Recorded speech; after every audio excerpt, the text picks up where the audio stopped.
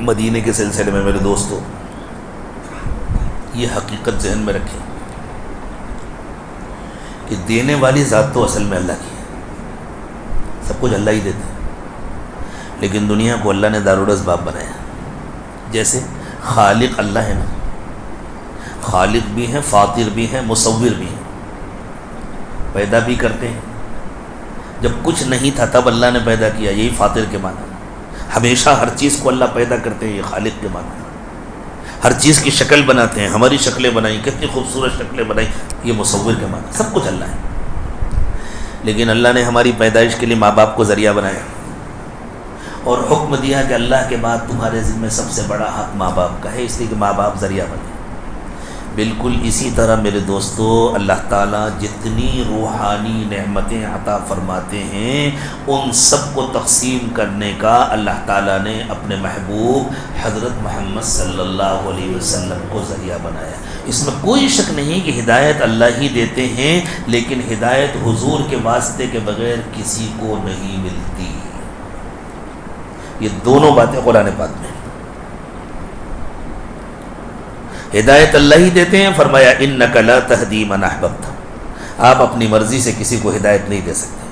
ولکن اللہ یہدی من یشاء، لیکن اللہ جس کو چاہتے ہیں ہدایت دیتے ہیں. لیکن جس کے لیے اللہ ہدایت کا فیصلہ کریں گے دلائیں گے آپ ہی کے ہاتھوں. دوسری جگہ فرمایا وانک لتہدی الی صراط مستقیم، آپ ہی سیدھے راستے کی ہدایت دیتے ہیں. یعنی ہم جس کے لیے فیصلہ کرتے ہیں دلاتے آپ ہی کے ہاتھوں. توبہ کی توفیق، دلوں کی نورانیت، دلوں میں اللہ کی محبت، اللہ کا تعلق. جس کو ان میں سے کوئی نعمت بھی ملتی ہے وہ حضرت محمد صلی اللہ علیہ وسلم کے قلب کے واسطے سے ملتی ہے. دیکھو اللہ تعالیٰ نے ماں کو پیدائش کا ذریعہ بنایا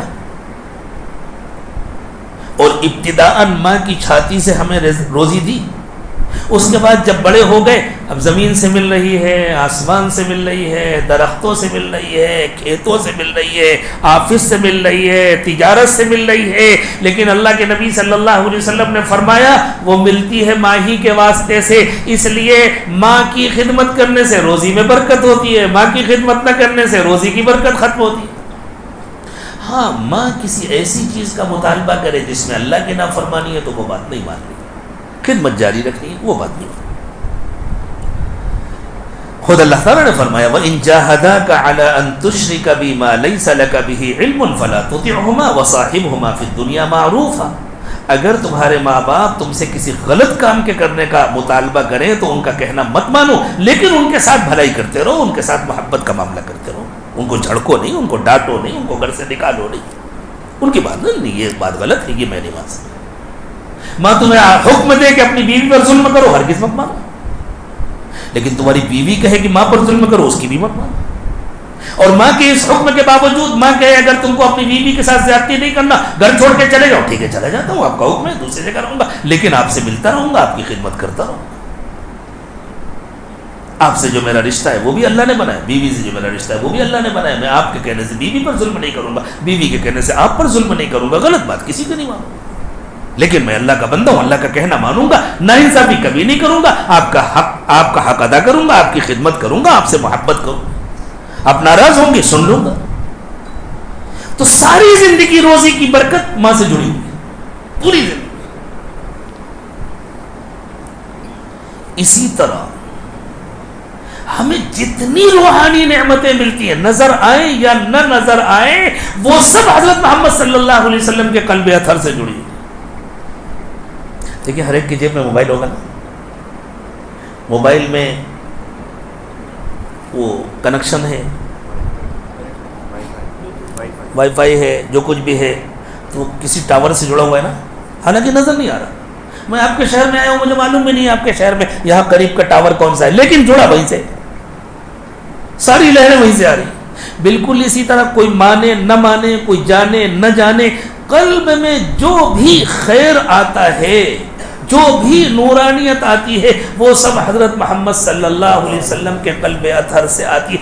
حتیٰ کہ کعبہ مکرمہ پر جو اللہ تعالیٰ کی تجلیات نازل ہوتی ہے عین طواف کرتے وقت بھی انسان کے دل پر جب وہ منعکس ہوتی ہے تو ڈائریکٹ نہیں منعکس ہوتی، قلب محمدی سے ہو کر آتی ہیں.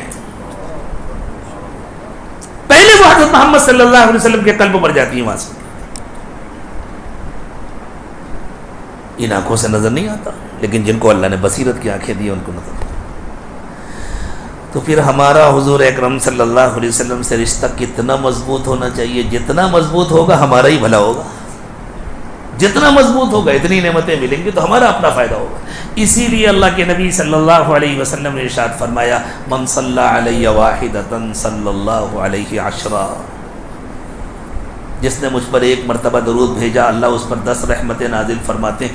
یہ 10 رحمتیں بھی وہیں اسی قلب سے آتی ہیں، کہیں اور سے نہیں آتی کہ ادھر درود بھیجا ادھر سے آ رہی، نہیں، یہ 10 رحمتیں بھی اسی قلب سے آتی ہیں. حضور اکرم صلی اللہ علیہ وسلم کے قلب اطہر پر جو مسلسل 10 رحمتیں نازل ہو رہی ہیں، اللہ تعالیٰ نے اپنے نبی صلی اللہ علیہ وسلم کے بارے میں فرمایا وما ارسلناک الا رحمتا للعالمین، وہیں سے یہ رحمتیں آتی. اس لیے میرے دوستو اس سے بڑی خوش نصیبی کیا ہوگی کہ آدمی جب حج کرنے جائے، عمرہ کرنے جائے تو حضور کے در پر بھی حاضر ہو. ایک بنیادی بات یاد رکھو، ہم مدینہ اس لیے نہیں جاتے کہ ہمیں مسجد نبوی میں نماز پڑھنی ہے، سمجھے؟ ہم مدینہ اس لیے جاتے ہیں کہ وہاں رسول اکرم صلی اللہ علیہ وسلم آرام فرمائے ہیں. ہمیں حضور کے روضہ اقدس پر حاضر ہو کر صلاۃ و سلام پڑھنا ہے. آنکھوں سے نہ نظر آنے کے باوجود ہمیں حضور کی زیارت کرنی ہے تاکہ حضور اکرم صلی اللہ علیہ وسلم کی شفاعت نصیب ہو. چونکہ ہم مدینہ جاتے ہیں تو مسجد نبوی میں نماز بھی پڑھتے ہیں. اس زمانے میں گزشتہ چند صدیوں سے یہ فتنہ شروع ہوا ہے جو امت میں کبھی نہیں تھا. سب مدینہ اس لیے جاؤ کہ مسجد میں نماز پڑھنی ہے، حضور کے روزے پر حاضری کے لیے نہ جاؤ. یہ کیا بے وقوفی ہے. مکے میں نماز پڑھنے میں زیادہ ثواب ہے یا مدینے میں نماز پڑھنے میں زیادہ ثواب ہے؟ مکے میں نماز پڑھنے میں زیادہ ثواب ہے نا. تو زیادہ چھوڑ کر کم کے لیے جانا سمجھداری ہے کہ بے وقوفی ہے؟ جب ثواب ہی لینا ہے صرف تو زیادہ چھوڑ کر کم کے لیے جانا یہ سمجھداری ہے یا بے وقوفی؟ تو نہ سمجھیے نا، زیادہ ثواب چھوڑ کر کے کم کے لیے کون جائے گا؟ ایک نعمت ایسی ہے جو مدینے میں ہے مکے میں نہیں ہے. ایک نعمت مکے میں ہے، اللہ کا گھر ہے، لیکن ایک نعمت مدینے میں وہ مکے میں نہیں ہے. وہ رسول اکرم صلی اللہ علیہ وسلم کی آرام گاہ ہے، حضور اکرم صلی اللہ علیہ وسلم کی ذات والا صفات ہے. آپ خود آرام فرما رہے ہیں اور ہمیں مکے والی ساری نعمتیں بھی آپ ہی کے صدقے میں ملتی ہیں، وہیں سے ملتی ہے. اللہ کے حکم پر ہم مکہ آئے تو اب ہم کو جہاں سے مل رہا ہے وہاں جانا ہے. ہم حضور اکرم صلی اللہ علیہ وسلم کو سلام پڑھنے کے لیے جا رہے ہیں. چاہے مدینے کی مسجد میں عام مسجدوں کے برابر بھی ثواب ہوتا تب بھی ہم جاتے، اس سے بھی زیادہ ہوتا جتنا ہے تب بھی ہم جاتے. ہم اصل میں حضور کے لیے جاتے. بڑے ادب اور احترام کے ساتھ جانا چاہیے. مدینے میں جتنے دن رہیں باوضو رہنے کا اہتمام کرنا چاہیے. اور صرف مدینے میں کیوں، دنیا میں جتنے دن رہیں باوضو رہنے کا اہتمام کرنا چاہیے. آج سے شروع کر دیں، ابھی نیت کر لیں انشاءاللہ. اور اگر آپ شروع کر دیں گے نا تو اللہ آسان کر دیں گے. لاکھوں لوگ ہیں دنیا میں جو ماشاءاللہ 24 گھنٹے باوضو رہتے ہیں، کوئی پریشانی نہیں ہوتی. جب وضو ٹوٹتا ہے وضو کر لیتے ہیں، ٹوٹتا ہی نہیں ہے ان کا. جب استنجا کرتے ہیں تبھی ٹوٹتا ہے، استنجا کرتے ہیں وضو کر لیتے ہیں. جب سو کر اٹھتے ہیں تبھی ٹوٹتا ہے. اگر آپ باوضو سوئے تو سوتے میں نہیں ٹوٹتا، جب آپ اٹھے اب وضو ٹوٹ گیا، جائیے استنجا کیجیے پھر وضو کریے. باوضو رہنے سے انسان کا دل شیطانی حملوں سے محفوظ رہتا ہے، نورانیت رہتی ہے. وضو کا اپنا ایک نور ہوتا ہے، دل میں نورانیت آتی ہے باوضو. تمام گناہوں سے بچیں اور ابھی سے بچنے کی کوشش کریں. پوری زندگی کو گناہوں سے خالی کریں. اور کسی بڑے کے پاس جب جاتے ہیں تو کوئی تحفہ لے کر جاتے ہیں نا، تو کوشش کریں حضور کے پاس بھی تحفہ لے کر جائیں. خوب درود و سلام پڑھیں، خوب درود شریف پڑھیں. پہلے سے سلام تو وہاں جا کر پڑھیں. قرآن پاک پڑھیں، اس کا ثواب پہنچائیں حضور. اگر آپ حج کے بعد مدینہ جانے والے ہیں تو کم از کم ایک عمرہ نبی اکرم صلی اللہ علیہ وسلم کی طرف سے کریں. اور اگر آپ اپنا فریضہ حج پہلے ادا کر چکے ہیں اور اللہ تعالیٰ نے آپ کو نفلی حج کا موقع عطا فرمایا اور آپ اپنے والدین یا کسی بڑے کسی اللہ والے کی طرف سے حج بدل کرنے کی نیت نہیں کر چکے ہیں تو اللہ کے نبی صلی اللہ علیہ وسلم کی طرف سے حج کرنے کی نیت کریں, حضور کی طرف سے حج بدل کریں, تاکہ وہ حج کا ثواب حضور کے بعد پھر جائے مدینہ, حضور کا دل خوش. نہا دھو کر صاف ستھرے کپڑے پہن کر, پرانے زمانے میں چونکہ پیدل سفر ہوتا تھا, جانوروں پر سفر ہوتا تھا, آدمی گرد و غبار سے اڑ جاتا تھا, اس لیے علماء کہتے تھے کہ جب مدینہ پہنچو تو جا کر کے غسل کرو, کپڑے بدلو. اب تو ماشاءاللہ ٹرین کے ذریعے 2-2.5 گھنٹے کا سفر ہو گیا ہے. بسیں بھی نہایت آرام دہ ہوتی ہیں, ایئر کنڈیشن ہوتی ہیں, پسینے کا نام و نشان نہیں ہوتا اور 4-5 گھنٹے میں سفر ہو جاتا ہے. اس لیے اگر آپ نے مکہ مکرمہ میں غسل کر لیا اور کپڑے بدل لیے اور اچھا عطر لگا لیا اور مدینہ جانے کے بعد آپ نے سامان رکھا اور مسجد نبوی چلے گئے, کوئی حرج نہیں ہے. اور اگر کچھ تکان ہو گیا, کچھ پسینہ وغیرہ ہو گیا یا کچھ اور آپ کا کپڑے بدلنے کا دل چاہتا ہے, وہاں جا کر پھر غسل کر لیں, کپڑے بدل لیں اور خوشبو لگا کر کے جائیں, بہت اچھی بات ہے. اسی طرح روزہ اقدس پر حاضری سے پہلے کچھ صدقہ کریں. حضور اکرم صلی اللہ علیہ وسلم سے جب صحابہ کرام سوالات کرتے تھے اور جو نئے نئے لوگ آتے تھے نا, وہ بسا اوقات کچھ فضول سے سوال بھی کر لیتے تھے, کچھ زیادہ باتیں پوچھ لیتے تھے, حضور کو تکدر بھی ہوتا تھا, کچھ منافقین بھی ادھر ادھر کے سوالات کرنے لگے تھے. تو اللہ تعالیٰ نے ایک حکم نازل کر دیا تھا, یا ایھا الذین آمنوا اذا ناجیتم الرسول فقدموا بین یدی نجواکم صدقہ. اگر تم کو حضور سے کوئی بات کرنی ہے تو بات کرنے سے پہلے صدقہ دو. پھر یہ حکم منسوخ ہو گیا, اس کا وجوب ختم ہو گیا, لیکن استحباب تو باقی ہے. تو ہمارے بزرگوں کا طریقہ یہ تھا کہ وہ جب بھی روزہ اقدس پر حاضری دیتے پہلے صدقہ کرتے تھے. ہمارے حضرت شیخ زکریا رحمۃ اللہ علیہ, جن کی فضائل اعمال بہت مشہور ہے ماشاءاللہ, امت کو بہت نفع ہوا اس سے, اللہ اس نفع کو باقی رکھے ہمیشہ. حضرت شیخ کی زندگی کے آخری سال تو مدینے میں ہی گزرے, بہت زمانے سے مدینے میں تھے, وہیں انتقال ہوا. حضرت شیخ مدینے میں رہتے ہوئے جب بھی سلام پڑھنے کے لیے جاتے تھے پہلے صدقہ دیتے تھے, اور اچھی خاصی مقدار میں صدقہ دیتے تھے, ہزاروں ریال کے حساب سے. اللہ نے ان کو دیا بھی تھا, ان کے پاس آتا تھا, لٹاتے تھے اللہ کے راستے. اور جب باہر کسی ملک سے سفر کر کے آتے مدینہ اور پھر روزہ اقدس پر حاضر ہوتے تو لاکھوں ریال کے حساب سے صدقہ دیتے تھے. 1 ریال کی کتنی قیمت ہے معلوم, لاکھوں ریال کے حساب سے صدقہ, پھر حاضر ہوتے. وہ جتنے بڑے تھے ان کے کام بھی اتنے بڑے تھے. ہمیں بھی اللہ توفیق دے, جس کو اللہ جتنی ہمت دے. بہت سارے کام اپنے شوق کے لیے کرتے ہیں, حضور کو راضی, حضور کو خوش کرنے کے لیے, حضور کے دربار میں حاضر ہونے کے لیے صدقہ دے. اب مسئلہ یہ ہوگا دے کس کو, وہاں سب تو حاجی ہوتے اور آپ حرم کے قریب ہوں گے, وہاں تو سارے حاجی حاجی ہوں گے. وہاں کے کچھ جو باشندے ہیں, کون غریب ہے کون ضرورت مند ہے آپ کو معلوم نہیں ہے, آپ کی کسی ایسے شخص سے پہچان نہیں ہے جس کے ذریعے آپ بھیج سکیں. اس کا آسان طریقہ ہے, صدقہ نکالو, ایک کور میں رکھو, رکھ دو, یہ صدقہ ہو گیا آپ کا صدقہ تھا. اب اس کو رکھ دیجیے, یہ امانت ہے. جب آپ یہاں واپس آئیں تو جس طرح آپ یہاں کرتے ہیں, مدرسوں میں دیتے ہیں, علماء کے حوالے کرتے ہیں, یتیموں کو دیتے ہیں, غریبوں کو, جہاں جہاں آپ صدقہ دیا کرتے ہیں وہاں بھیج دیجیے. وہاں آپ نے نکال دیا, ادا ہو گیا.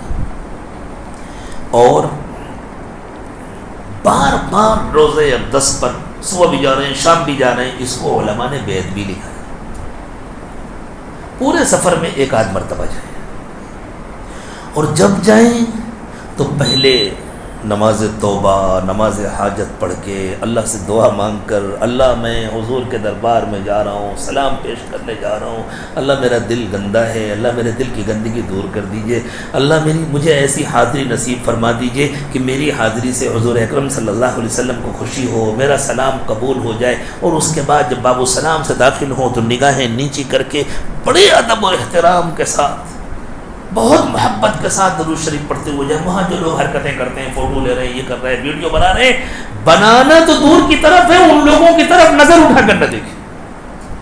کسی کو روکنے کی ضرورت نہیں, جو کچھ کر رہا ہے خود بھگتے گا. وہاں آپ کسی کو روکنے, کسی کو منع کرنے نہیں گئے, اپنی فکر کرو. جیسے حشر میں اپنی فکر ہوتی ہے, وہاں دوسری جگہوں پر روکے, کوئی حرج نہیں. پورے ادب اور احترام کے ساتھ. کتابوں میں سلام کے بہت سے صیغے لکھے ہوتے ہیں, اور آج کل وہاں حال یہ ہے کہ جن لوگوں کو وہاں مقرر کر دیا گیا ہے ہماری بدعمالیوں کے نتیجے میں, وہ وہاں کے جو پہرے دار کھڑے نا, یوں سمجھے یہ ہماری بدعمالیاں ہیں جو کھڑی ہیں, وہ رکنے ہی نہیں دیتے. کچھ تو ان کی انتظامی مجبوری ہے کہ مجمع بہت زیادہ ہوتا ہے, اور کچھ ان کے دلوں کا جو حال ہے اللہ جانے. پتہ نہیں وہ آنے والوں کو بیوقوف سمجھتے ہیں, کیا سمجھتے ہیں, یا وہ صلاۃ و سلام پڑھنے کو شرک سمجھتے ہیں, اللہ جانے کیا کیا سمجھتے ہیں. وہ بھگاتے ہیں, چلو چلو چلو چلو. تو پھر ایسے موقع پر یوں کریں کہ مختصر سے سلام پیش کریں. الصلاۃ والسلام علیک یا رسول اللہ. اس کے ساتھ ایک آدھ جملے جو آپ کہہ سکتے ہیں کہیں. اور وہاں چونکہ نبی اکرم صلی اللہ علیہ وسلم سلام کو سنتے اور جس کا سلام حضور کو پسند ہوتا ہے اس کو جواب دیتے.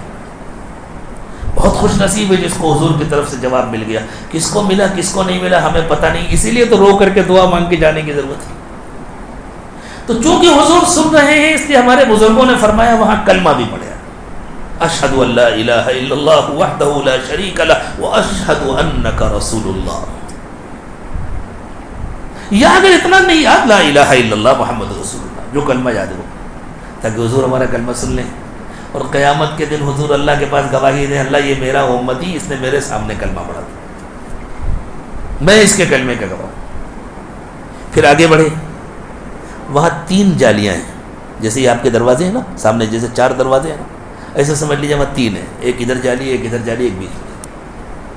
پہلی جالی کے سامنے کچھ نہیں ہے, آخری جالی کے سامنے کچھ نہیں. جو بیچ کی جالی ہے اس پر 3 سوراخ بنے ہوئے ہیں. پہلا جو بڑا سوراخ ہے وہ نبی اکرم صلی اللہ علیہ وسلم کے چہرے انور کے سامنے, دوسرا سوراخ حضرت ابوبکر کے چہرے کے سامنے, تیسرا حضرت عمر کے چہرے کے سامنے. تو دوسرا سوراخ جو ہے اس میں السلام علیکہ, الصلاۃ والسلام علیکہ, السلام علیکہ یا خلیفۃ رسول اللہ یا ابا بکر صدیق, جو بھی الفاظ لکھے ہیں, بہت زیادہ نہیں چونکہ مختصر سا وقت ہوتا ہے. اس سے آگے بڑھیں, السلام علیکہ یا امیر المؤمنین عمر بن الخطاب, مختصر سے پڑھیں, آگے بڑھ جائیں.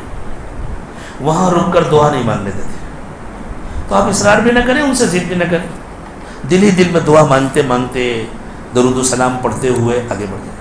باہر نکل جائیں, وہ رکنے نہیں دیتے باہر. جب آپ باہر میدان میں چلے گئے, اب آپ کو کوئی نہیں منع کرتا, اب اطمینان سے کہیں کھڑے ہو کر اللہ تعالیٰ سے خوب دعا مانگے, اللہ میرے سلام کو قبول فرما لیجیے, اللہ مجھے قیامت کے دن حضور کی شفاعت نصیب فرما دیجیے, اللہ حضور کا دل میری طرف سے خوش کر دیجیے, اللہ میری زندگی کو حضور کی سنتوں کے مطابق بنا دیجیے, اللہ میں اچھا بننے کے لیے آیا ہوں, یہی نیت کر کے گھر سے آیا ہوں, اللہ مجھے اچھا بنا کر کے واپس کیجیے, بروں کی فہرست میں شامل نہ فرمائیے. اور جتنے دن بھی رہیں, جہاں تک ہو سکے با جماعت تکبیر اولیٰ کے ساتھ مسجد نبوی میں نماز پڑھنے کی کوشش کریں. وہاں بیٹھ کر کے خوب درود شریف پڑھیں, خوب تلاوت کریں, خوب دعائیں مانگیں, اور پوری مسجد میں جہاں سے بھی آپ کو روضہ اقدس نظر آتا ہے وہاں سے بھی کھڑے ہو کر آپ صلاۃ و سلام پڑھ سکتے ہیں. اس لیے ہر نماز کے بعد وہاں سے پڑھ لیا کریں, اور پوری حاضری میں ایک آدھ مرتبہ پورے اہتمام کے ساتھ وہاں حاضر ہوں. اسی طرح مدینہ طیبہ کی دوسری مسنون زیارت ہے بقیع کی زیارت.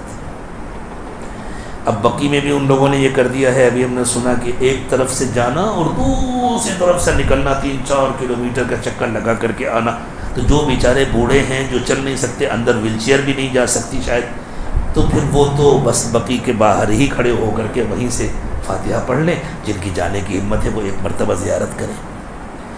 یہ دوسری زیارت. مدینہ کی تیسری زیارت ہے قباء کی زیارت, مسجد قباء جانا, وہاں جا کر نماز پڑھنا. اللہ کے نبی صلی اللہ علیہ وسلم نے فرمایا جو اپنی قیام گاہ سے وضو کر کے قباء میں نماز پڑھنے کی نیت سے آتا ہے اور قباء میں 2 رکعت نماز پڑھتا ہے, اس کو 1 عمرے کا ثواب ملتا ہے. تو کم از کم 1 مرتبہ تو قباء جانا چاہیے, اس سے زیادہ بھی کوئی جائے تو کوئی حرج نہیں. اور وہاں ذرا اطمینان سے نماز پڑھنا چاہیے, اطمینان سے دعا مانگنا چاہیے. اس کے علاوہ مدینہ کی مسنون زیارت ہے احد کی زیارت.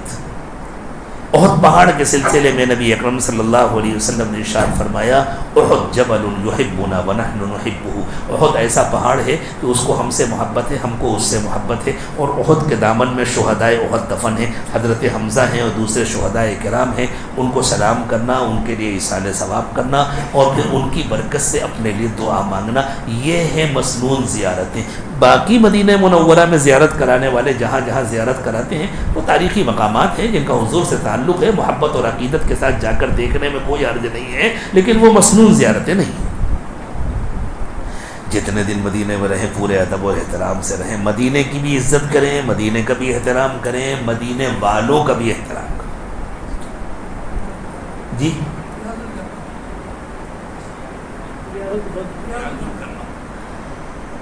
ہاں، مسجد کے اندر کا ایک حصہ ہے، نبی اکرم صلی اللہ علیہ وسلم نے ارشاد، میں اصل میں باہر کی زیارتوں کا تذکرہ کر رہا تھا۔ جی، مسجد کے اندر کا ایک حصہ ہے، حضور اکرم صلی اللہ علیہ وسلم نے فرمایا کہ میری قبر یعنی میرے حجرے اور میرے منبر کے درمیان کا جو حصہ ہے یہ جنت کی ایک کیاری ہے، روضۃ من ریاض الجنہ۔ اب وہاں اس کے لیے پرمٹ ضروری ہو گیا ہے، اس کی بکنگ کرنی پڑتی ہے، تو اس کو کر لیں آن لائن، اور اس کے بعد وہاں جائیں اور جتنا اطمینان سے ہو سکے وہاں نماز پڑھیں، دعا مانگیں۔ پہلے تو اس کا اہتمام ہوتا تھا کہ وہاں جو الگ الگ ستون ہیں ہر ستون کے پاس 2 رکعت پڑھتے تھے، اب تو اس کی کوئی گنجائش ہی نہیں رہے گی، جہاں جگہ مل گئی 2 رکعت ڈھنگ سے پڑھنے کو مل جائے تو بڑی بات ہے۔ دنیا بھر کے انتظار کے بعد وہاں جاتے ہیں اور وہاں جو لوگ کھڑے ہوئے ہیں وہ کہتے ہیں ہاں جی جلدی کرو، دوسرے انتظار کر رہے ہیں، ہاں جی جلدی کرو، دوسرے بہرحال ان کی کوئی مجبوری ہوگی، وہ اپنا حساب اللہ کیا دیں گے۔ ہمیں اپنا عمل جتنا ہو سکے اہتمام سے کرنا، جلدی سے مختصر سی 2 رکعت نماز پڑھ لیں، پھر جتنا ہو سکے دعا کر لیں، جب وہ کہیں کہ چلو اٹھو تو چلے جائیں، پھر ان سے جتنا کریں اور چلے جائیں انشاءاللہ۔ جتنے دن مدینے میں رہیں پورے ادب اور احترام کے ساتھ رہیں، مدینے کا بھی احترام کریں، مدینے والوں کا بھی احترام کریں، کسی کی کوئی بات بری لگے تو عفو و درگزر سے کام لیں، محبت و نرمی کا معاملہ کریں، اور جب واپسی کا وقت آئے تو بڑی ندامت کے ساتھ، بڑی شرمندگی کے ساتھ اللہ سے یہ دعا مانگ کر واپس ہو۔ نبی اکرم صلی اللہ علیہ وسلم نے فرمایا مدینہ بھٹی ہے، جیسے بھٹی میں سونا ڈالا جاتا ہے تو کھرا الگ ہو جاتا ہے، میل کچیل الگ ہو جاتا ہے، ایسی مدینہ بھٹی ہے، وہ میل کچیل کو نکال کے باہر پھینک دیتی ہے۔ تو اللہ ایسا نہ ہو کہ ہم میل کچیل بن کر کے اپنے ملک ہندوستان واپس جا رہے ہوں، اللہ ہمیں کھرا سونا بنا دیجئے۔ اللہ مدینے سے جانے کا دل تو نہیں چاہتا، ہمارا تو دل چاہتا ہے یہیں رہیں، یہیں مریں، لیکن قانون کی مجبوری ہے، اس لیے ہم مجبوراً واپس جا رہے ہیں۔ تو اللہ جس نیت سے صحابہ کرام مدینے کو چھوڑ کر کے گئے تھے کہ جہاں جائیں گے اللہ کا نام لیں گے اور اللہ کے بندوں کو اللہ سے جوڑیں گے، اللہ بس اسی نیت کے ساتھ ہم واپس جا رہے ہیں۔ اب ساری زندگی وہی کریں گے جو کام سکھایا تھا صحابہ کرام کو آپ کے نبی صلی اللہ علیہ وسلم نے، ہمیشہ اللہ کا کہنا مانیں گے، اور جتنا ہو سکے گا مختلف طریقوں سے، جو طریقہ بھی اللہ آسان کریں گے، اللہ کے بندوں کو اللہ سے جوڑیں۔ اللہ ایسی مقبول حاضری مدینہ طیبہ کی بھی نصیب فرمائے۔ وآخر دعوانا، ہاں ایک بات اخیر میں اور عرض ہے، اگر اس گفتگو سے آپ کو کوئی فائدہ ہوا ہو تو درخواست ہے کہ ہر مقام پر اس عاجز کو اور اس کے گھر والوں کو اور اس کے تمام متعلقین کو اپنی دعاؤں میں یاد رکھیں، اور دوسروں کے لیے دعا مانگنے میں بھی اپنا فائدہ ہوتا ہے۔ اگر آپ دعا کریں گے دوسروں کے لیے تو آپ کا کوئی نقصان نہیں ہوگا، آپ کا اپنا فائدہ ہوگا۔ نبی صلی اللہ علیہ وسلم نے فرمایا جو کسی کی غیر موجودگی میں اس کے لیے دعا مانگتا ہے تو اللہ تعالیٰ ایک فرشتہ مقرر کرتے ہیں، فرشتہ کہتا ہے اللہ اس کی دعا قبول کر لیجئے، اور جتنا اس نے دوسرے کے لیے مانگا اتنا ہی اس کو بھی دیجئے۔